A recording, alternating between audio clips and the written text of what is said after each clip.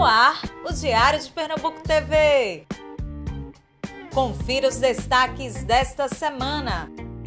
Espetáculo Enchente propõe a realização de um estudo transdisciplinar que articula o conto A Enchente de Hermilo Borba Filho. Ele traz essa temática de sobrevivência ao que está posto, né? Esse sistema que a gente está inscrito, né? Fazenda Rosa mostra a poesia de Erasto Vasconcelos no ritmo do stop motion.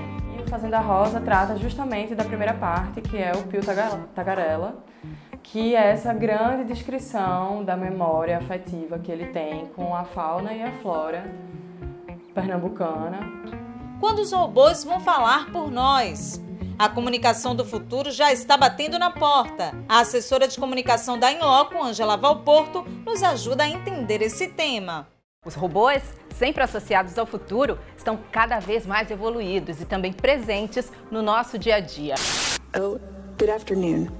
My name is Sophia, and I am the latest and greatest robot from Hanson Robotics. Thank you for having me here and at the Future Investment Initiative.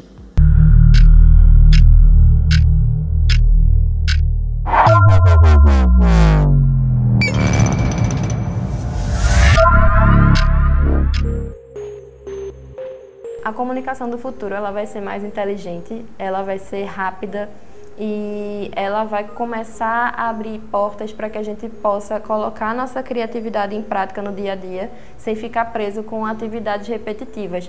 Porque a partir do momento que nós conseguimos otimizar a parte operacional de qualquer atividade, qualquer profissão que seja, a gente acaba abrindo espaço para a inovação. Inovação sempre é uma coisa que muda o mundo e que com certeza vai mudar a comunicação. Por incrível que pareça, os robôs eles já estão influenciando a comunicação. Diferente do que a gente é acostumado a pensar desde criança, um robô não é exatamente uma entidade com um corpo mecânico e que está andando por aí conversando com pessoas. Um robô hoje em dia pode até ser um software, um programa de computador que simula a escrita humana. Inclusive, já tem um jornal que usa isso e que testou nas Olimpíadas do Rio de Janeiro e usou de uma forma mais séria nas últimas eleições dos Estados Unidos, que foi o Washington Post. A tecnologia tem ajudado muito na comunicação atualmente.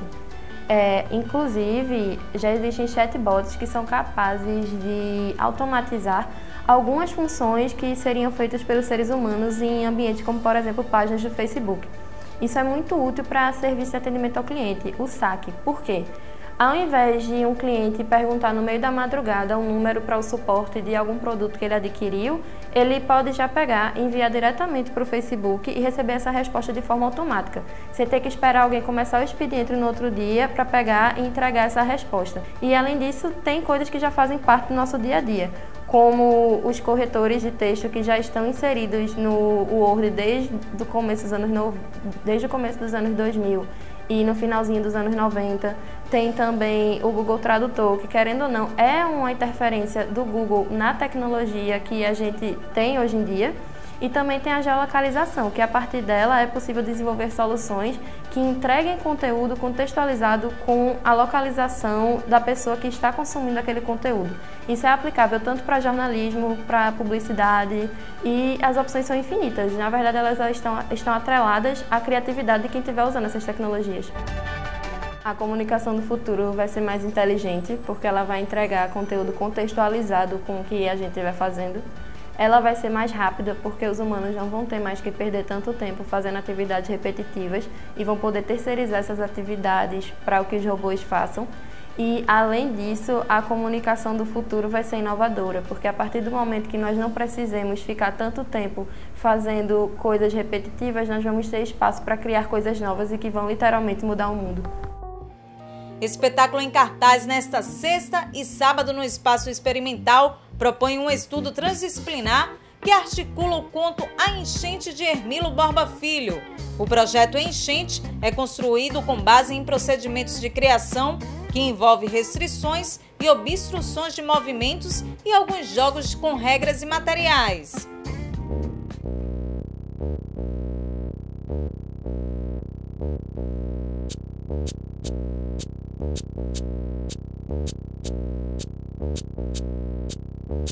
Enchente ele surgiu no ano de 2015. Ele foi contemplado por um projeto prêmio chamado Solo do Outro. Consistia em escolher um conto de Hermilo Borba Filho e a gente escolheu o conto da Enchente. E desde 2015 a gente vem desenvolvendo algumas apresentações, né? A gente já fez uma temporada no Arraial, temporada também dentro do Hermilo, que foi dentro dessa programação do projeto do Solo do Outro. E agora está acontecendo essa aqui no Experimental. A partir de uma parceria entre dança, performance, literatura e vídeo, o espetáculo foi sendo construído. A concepção é de Flávia Pinheiro e aí ela convidou eu, Gardênia, Marcela Aragão e Marcela Felipe para trabalharmos juntas e a partir de proposições de improvisação que Flávia trazia para a gente, iam sendo construídas as cenas. O conto de Hermilo, eu enxergo ele como uma inspiração inicial, assim. Quem lê o conto e assistiu o espetáculo vai perceber que o cerne da questão do conto de Hermilo, que era uma mulher, ele fala sobre uma mulher e um defunto e traz muitas imagens. E aí, a partir dessas imagens de Hermilo, Flávia, que foi quem concebeu o espetáculo, foi trazendo essas ideias e essas proposições improvisadas que até hoje na cena a gente usa a improvisação, né? Não é um espetáculo que a gente constrói partituras coreográficas e depois repete essas partituras. Não, a partir dessas proposições de ação, a gente vai trabalhando em cima das relações que acontecem no momento, né?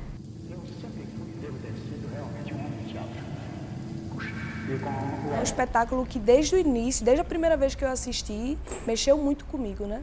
Porque para além das temáticas que ele discute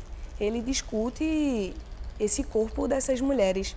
E são 3 mulheres, e para mim são 3 mulheres muito potentes e fortes e que, quer queira, quer não, representa. É um confronto com esse estereótipo que é colocado dessa mulher frágil, que precisa de um homem para, sei lá, abrir a porta, carregar o botijão de gás. E no espetáculo a gente vê que não. E assim, são 3 mulheres que representam isso, mas milhares que estão aí fora, que não é essa mulher frágil, né? Que não é essa fragilidade aí que a gente ouve falar.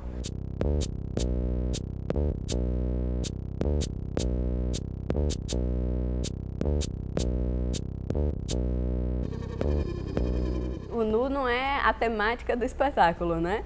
Mas existem corpos nus em cena, isso é uma referência também ao texto de Hermilo. Tem uma hora do texto que ele fala assim: ela sentia que deveria estar nua quando o fim chegasse. É um espetáculo sobre o fim e sobre a resistência a esse fim.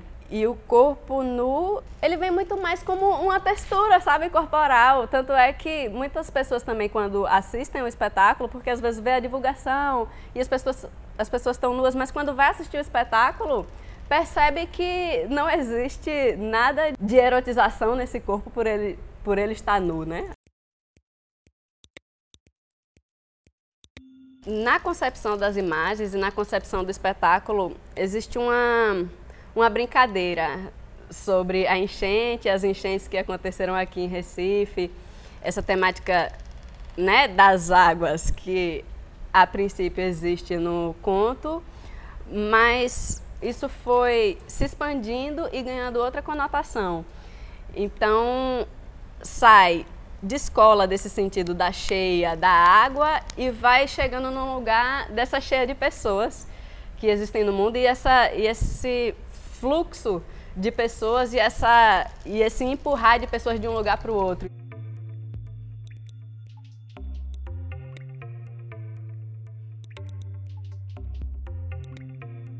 E a gente fica feliz de estar junto com o Espaço Experimental nessa empreitada de tentar trazer mais gente para assistir dança. Como no próprio texto de Hermilo fala, nadaria, voaria, sairia. Então, é uma forma de tentar voar, né? De certa forma, e continuar fazendo arte.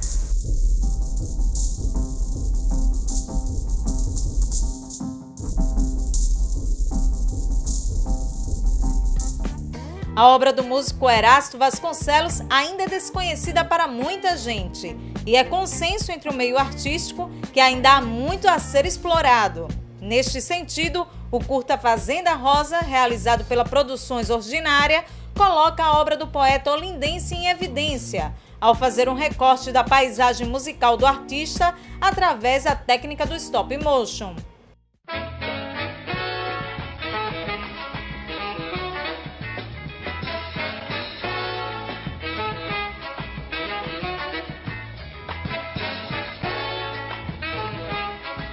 Produções Ordinária começou comigo e com Kia, quando a gente se conheceu na AESO. A gente fez uma cadeira de animação experimental. A partir de então, a gente começou a fazer animação com recortes, porque a gente achou um material muito acessível, muito à mão, e que todo mundo meio que já faz recorte, assim. Então a gente sentiu que era uma maneira de viabilizar mesmo o processo de animação. Desde 2011, a gente está fazendo animação. A gente trabalhava num ateliê aqui em Olinda e a gente não tinha essa estrutura antes, assim. A gente tinha uma estrutura de uma mesinha de luz com um tampo de vidro e uma girafa, que é um tripé que tem uma haste de metal, assim, que a câmera fica de cima para baixo. E aí a gente começou a trabalhar com isso e aí trabalhamos em diversos locais, assim. A gente trabalhou na Mau Mau, fizemos um projeto que foi Interprogramas, lá vem. A gente trabalhou no AIP também, que é um edifício abandonado lá do centro. Até que, com a questão dos editais, a gente começou a participar dos editais. Em 2015 a gente colocou Fazenda Rosa para participar do Fucultura e conseguimos ser contempladas. E em 2016, e a gente produziu esse curta em um ano. 2011 foi quando a gente conheceu Erasto Vasconcelos e a gente fez o nosso primeiro trabalho com ele, que foi o Baile de Betinha, que foi um clipe para a faculdade, mas que acabou sendo o clipe mesmo do Baile de Betinha, essa música de Erasto. Betinha, vem cá, vem cá, vem cá. Se você dança o tango, machixe pode encontrar. Olha a roda de bamba, convidei pra dançar. Fazenda Rosa surgiu desse primeiro contato que a gente teve em 2011 com Erasto. A gente se encantou, assim, se interessou muito pela obra, que é uma obra auditiva, uma paisagem sonora, que ela está dividida em 3 atos. E o Fazenda Rosa trata justamente da primeira parte, que é o Pio Tagarela, que é essa grande descrição da memória afetiva que ele tem com a fauna e a flora pernambucana. Mas não só isso, assim, é com esse local que pertenceu à infância dele, assim. Entre sonhos, ficção e realidade, debruça-se fantasias que envolvem adultos e crianças. Erasto faleceu e acabou não vendo o resultado final, mas eu acho que é muito importante, assim, ele tem tantos trabalhos e esse trabalho dele ser difundido, assim. E a gente ficou bem feliz porque a gente acabou sendo premiada no Animage como melhor curta brasileiro na Mostra Brasil. Também acabamos sendo premiadas essa semana no Festcine e como melhor curta. E também no Animacine como a melhor direção de arte, que a gente ficou bem feliz. Depois de Fazenda Rosa, a gente iniciou um trabalho com uma série que a gente aprovou agora pela Ancine. E aí a gente montou essa estrutura, que é uma mesa multiplanos, que é a mesa onde a gente trabalha, onde a gente desenvolve as animações. A gente tem aqui até um cenário que a gente está montando agora. A série que a gente está fazendo chama Foi Assim, Foi Assado.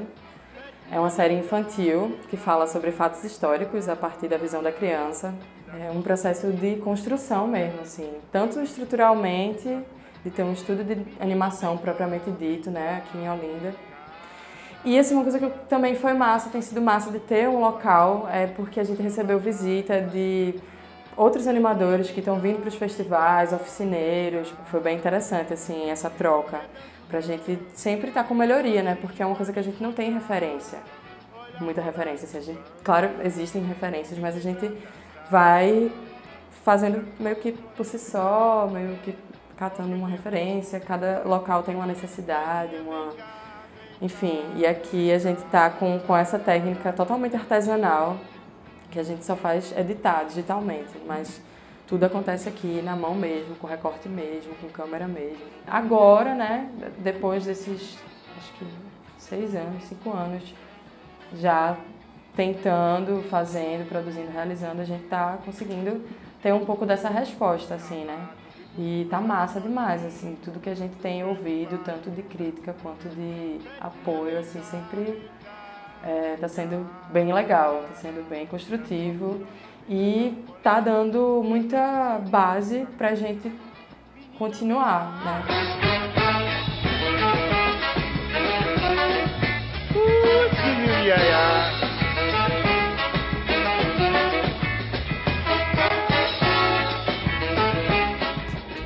O Diário de Pernambuco TV fica por aqui. Te encontro na próxima semana. Até lá!